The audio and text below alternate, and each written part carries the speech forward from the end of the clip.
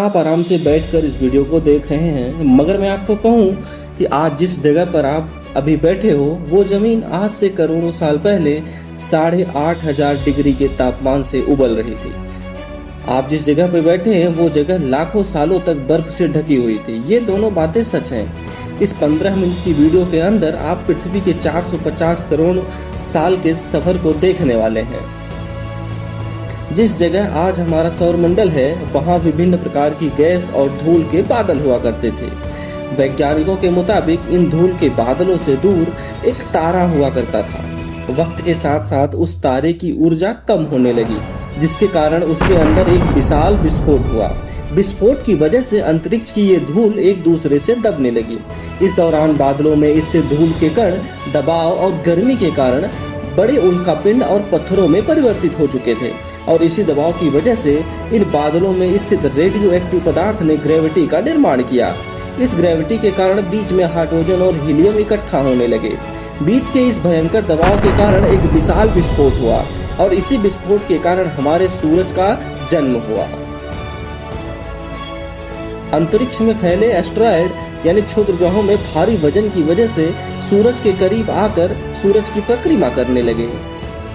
ये धीरे धीरे इन्हीं एस्टेरॉयड में भारी टकराव हुआ, जिसके फलस्वरूप मरकरी, वेनस, अर्थ और मार्स जैसे ग्रहों का निर्माण हुआ। वैज्ञानिकों के मुताबिक उस वक्त पृथ्वी और मार्स यानी मंगल ग्रह के बीच थिया नामक ग्रह सूरज की परिक्रमा किया करता था।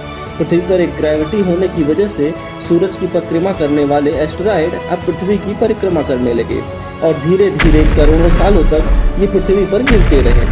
और ऐसी ही घटना हमारे पड़ोसी ग्रह थिया पर भी हो रही थी, जिसके कारण थिया पृथ्वी के और करीब आने लगा और आकर पृथ्वी से टकरा गया।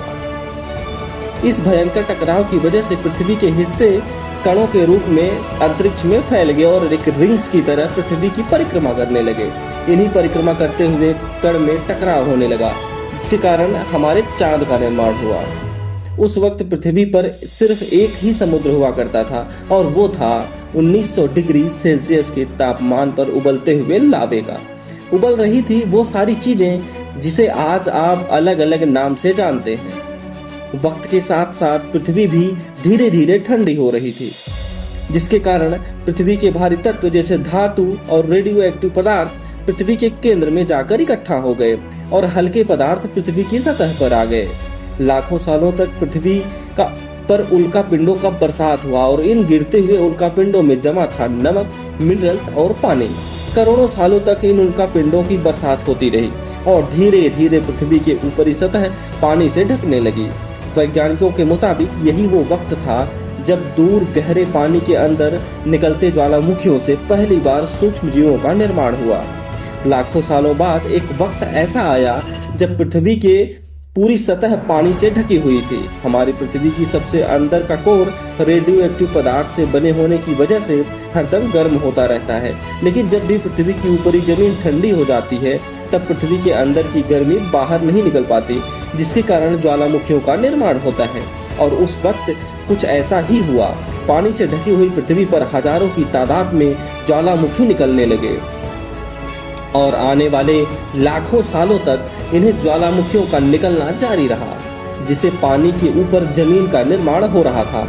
इस वक्त भी पृथ्वी पर वातावरण न होने की वजह से अंतरिक्ष से उल्कापिंडों की बरसात हो रही थी। आज से लगभग 300 करोड़ साल पहले पृथ्वी पर ऐसा वक्त आया जब पृथ्वी का वातावरण लगभग स्थिर होने लगा था। ज्वालामुखी निकलने धीरे हो गए थे, और पृथ्वी का एक दिन 12 घंटे का हुआ करता था। साल बीतते गए, और धीरे धीरे ये सूक्ष्म जीव विकसित होते गए, और ये समूहों में रहने लगे। आज से लगभग 250 करोड़ साल पहले पहली बार पृथ्वी पर ऐसे जीवों का निर्माण हुआ जो जीने के लिए ये पानी के अंदर के मिनरल्स यानी खनिज पदार्थ और धूप का इस्तेमाल करते थे, और मल त्याग के रूप में ऑक्सीजन बाहर निकालते थे। इस वक्त तक पृथ्वी पर ज़्यादातर ज्वालामुखी निकलने बंद हो चुके थे, और इन माइक्रोबैक्टीरिया की वजह से वातावरण में ऑक्सीजन की मात्रा बढ़ रही थी। वातावरण में ऑक्सीजन बढ़ने की वजह से पृथ्वी का वायुमंडल बनना शुरू हुआ और आने वाले हजारों सालों तक वातावरण में ऑक्सीजन की मात्रा बढ़ती रही, जिसकी वजह से पृथ्वी के ज्यादातर हिस्सों में ये सूक्ष्म जीव फैल गए। और हजारों सालों बाद एक वक्त ऐसा आया जब पृथ्वी में ज्यादा ऑक्सीजन बढ़ने के कारण ये सूक्ष्म जीव मरने शुरू हो गए और उस वक्त तक पृथ्वी का वातावरण ठंडा होने के साथ साथ ऑक्सीजन से भी भर चुका था, जिसके कारण जमीन और वातावरण में स्थित आयरन यानी लोहे की मिनरल्स पानी में स्थित ऑक्सीजन से रिएक्ट होने लगे। और एक वक्त ऐसा आया जब पृथ्वी की जमीन आज के मार्स जैसे लाल हो चुकी थी। वक्त बीतने के साथ साथ धरती की टेक्टोनिक प्लेट्स में दरार होने लगी, जिसके कारण पृथ्वी के अंदर का लावा पृथ्वी जमीन की तरह कई लाखों साल तक खुला उबलता रहा। और यही वो कारण था जिसके कारण पृथ्वी के वातावरण में कार्बन डाइऑक्साइड की मात्रा बहुत बढ़ गई और पृथ्वी पर एसिड की वर्षा शुरू हो गई। एसिड रेन की वजह से पृथ्वी का तापमान घटने लगा और तापमान इतना घटा कि पृथ्वी के ऊपर स्थित पानी बर्फ में परिवर्तित होने लगा। पृथ्वी पर पहली बार भयंकर आइसेज आया। इस वक्त पूरी पृथ्वी सफेद बर्फ से ढक चुकी थी। आमतौर पर जब धरती पर सूरज की किरणें गिरती हैं तब जमीन उन किरणों को सोख लेती है, मगर क्योंकि पूरी पृथ्वी बर्फ से ढक चुकी थी और क्योंकि बर्फ सफेद और चमकीली होती है, जिसके कारण सूरज की किरणें धरती पर गिरने के बाद वापस चली जाती थी। इसी कारण से पृथ्वी कई लाखों सालों तक बर्फ से ढकी रही, मगर फिर से पृथ्वी के अंदर स्थित गर्मी ज्वालामुखी के रूप में निकलना शुरू हो गई और इन ज्वालामुखियों से निकलने वाली गर्मी ने बर्फ को पिघलाना शुरू कर दिया। इसी बीच पृथ्वी की गहराई में बचे कुछ सूक्ष्म जीव भी धीरे धीरे बदल रहे थे और अब वो ऑक्सीजन को अपने शरीर को बड़ा और जटिल बनाने के लिए इस्तेमाल करने लगे थे। इस बीच पानी में अलग से भी छोटे समुद्री पौधे निकलने शुरू हो गए थे। बाहर जैसे जैसे ज्वालामुखी निकल रहे थे वैसे वैसे वातावरण का कार्बन डाइऑक्साइड की वजह से गर्म हो रहा था। वक्त के साथ साथ बर्फ तो पिघलने लगी, मगर धरती पर फिर से एसिड की वर्षा शुरू हो गई, जिसके कारण पूरी पृथ्वी ठंडी होने लगी और फिर पृथ्वी की ज्यादातर सतह बर्फ से ढक गई। ऐसा बार बार कई हजारों सालों तक होता रहा और इसी कारण से अब समुद्री जीव धीरे धीरे वातावरण के हिसाब से विकसित हो रहे थे। इस बीच कई सारे जीव और समुद्री जंगल्स में लुप्त हो गए।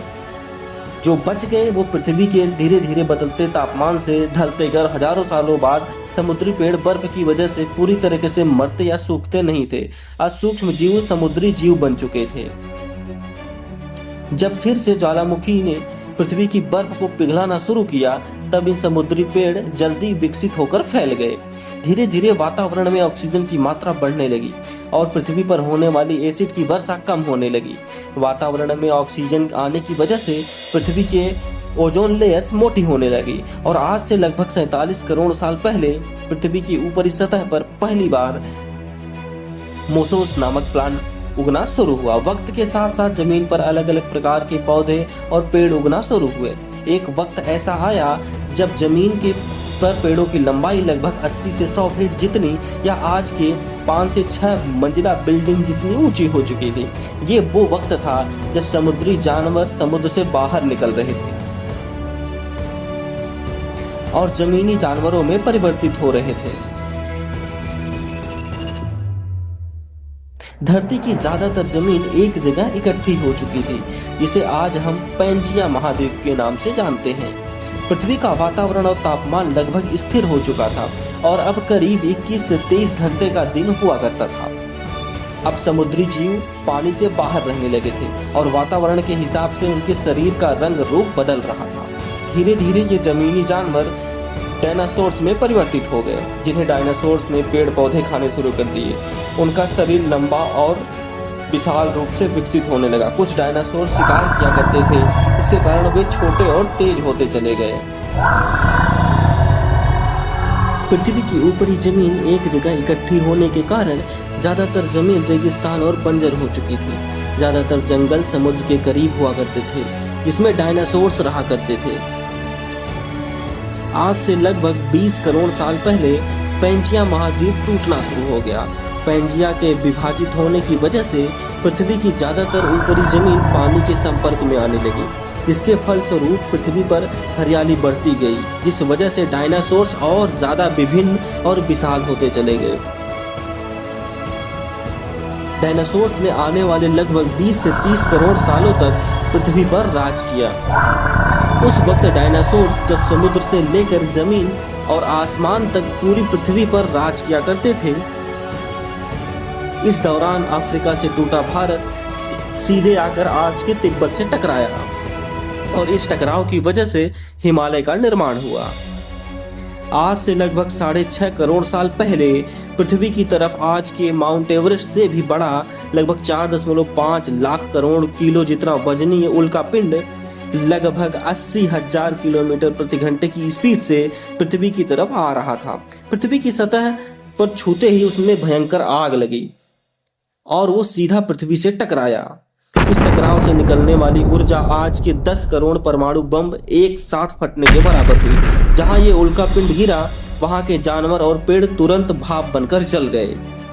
गिरते ही पृथ्वी पर पूरी तरह धूल फैल गई। समुद्र में भयंकर बाढ़ आने लगी। भूकंप और आग ने पृथ्वी को जलाना शुरू कर दिया।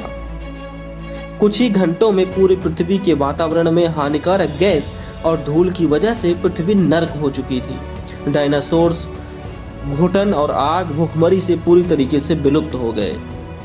इस वक्त हमारे पूर्वज जमीन के अंदर रहा करते थे, जिसके कारण वो इस विशाल प्रलय से बच गए। पृथ्वी का वातावरण पूरी तरीके से काला और अंधेरा हो चुका था, जिससे धूप भी जमीन तक नहीं पहुंच पा रही थी। पृथ्वी के पेड़ और ज्यादातर जानवर विलुप्त हो गए। वातावरण में धूल और हानिकारक गैस के कारण पृथ्वी पर फिर से एसिड की वर्षा शुरू हो गई और फिर पृथ्वी ठंडी होकर बर्फ से ढक गई। लेकिन इस बार पृथ्वी की बर्फ लाखों सालों तक नहीं जमी रही और 80 से 90 हजार साल बाद ये बर्फ पिघलनी शुरू हो गई। जैसे ही धरती पर वातावरण फिर से पहले जैसा होने लगा, वैसे ही छोटे जीव जमीन से बाहर आना शुरू हो गए। उस वक्त पृथ्वी के बर्फ पिघलनी शुरू हुई थी, जिसके कारण अफ्रीका में घने जंगल हुआ करते थे और इसी बीच ये जमीनी जीव बंदरों में परिवर्तित होने लगे। मगर जैसे जैसे पृथ्वी गर्म होने लगी, वैसे वैसे अफ्रीका के लिए ये जंगल सूखने लगे। जंगल की चीजें खाने वाले बंदरों को खाने की कमी होने लगी। खाने की तलाश में इन बंदरों ने अपने पैरों पर चलना शुरू कर दिया, जिससे उन्हें दूसरे जानवरों के शिकार करने में मदद मिलती थी। धीरे धीरे बंदर एप्स यानी बानर में परिवर्तित हुए। खाने की तलाश में ये एप्स पृथ्वी के दूसरे हिस्सों में फैलने लगे और धीरे धीरे उनके शरीर का रंग रूप वहाँ के मौसम के हिसाब से बदलता गया। वक्त के साथ साथ हम आदिवासी बने। हमने हथियारों से लेकर आग का आविष्कार किया। हम धीरे धीरे इंसान के रूप में विकसित हुए। हमने धर्म से लेकर परिवार, भाषा और संस्कृति का निर्माण किया और वक्त के साथ साथ हम विकसित होते चले गए और आज हम इस पृथ्वी की सबसे विकसित प्रजाति बन चुके हैं। पृथ्वी को आज जैसे बनने में लगभग 450 करोड़ साल का वक्त लगा है और हमें एक छोटे जमीन में रहने वाले जानवर से इंसान बनने में कई लाखों सालों का समय लगा है। हमने इस 100 सालों में जितना पृथ्वी को गंदा और तबाह किया है, उतना आज तक किसी भी प्रजाति ने नहीं किया होगा। हम फिर से धरती को गर्म कर रहे हैं और कार्बन डाइऑक्साइड की मात्रा बढ़ा रहे हैं। वैज्ञानिकों का मानना है कि पृथ्वी पर फिर से विशाल परिवर्तन होने वाला है। भविष्य में पृथ्वी कैसी होगी, जानेंगे हमारी अगले वीडियो में।